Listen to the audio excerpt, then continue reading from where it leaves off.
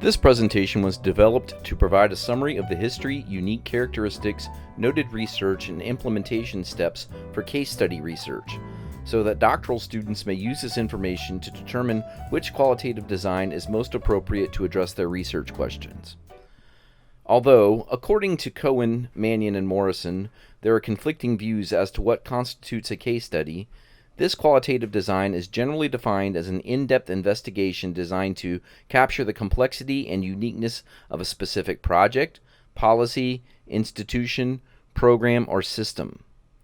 Because case studies evolve from a variety of disciplines with sometimes conflicting epistemological and ontological underpinnings, and because a case study is simultaneously a method, a process, a methodology, a research design, an outcome, a research strategy, and a focus, finding a universal definition for case study research is elusive yet unnecessary, according to Cohen et al.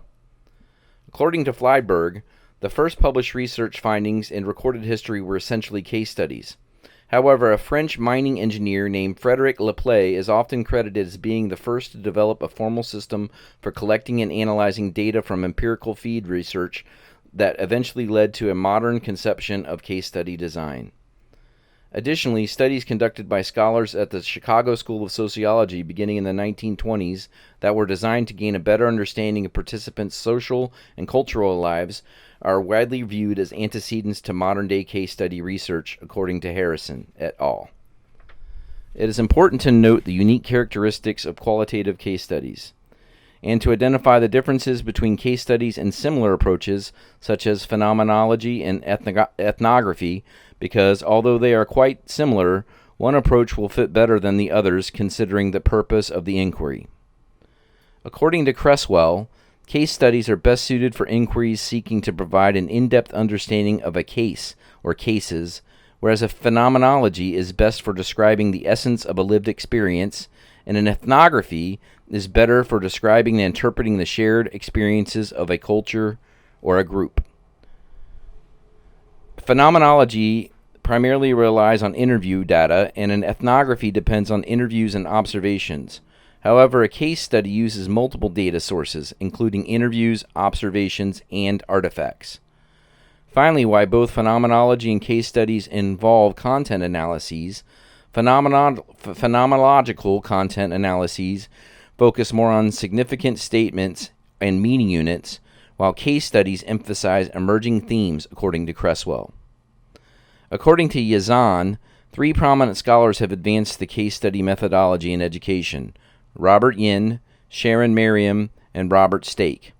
Each of these experts in case study research offers a different epistemological perspective in the sense that while Yin's guidance is more grounded in positivism, by, for example, focusing on improving construct validity, internal validity, external validity, and reliability of case study research, Merriam and Stake are more grounded in constructivism and focus more on how reality is constructed by individuals interacting in their social worlds.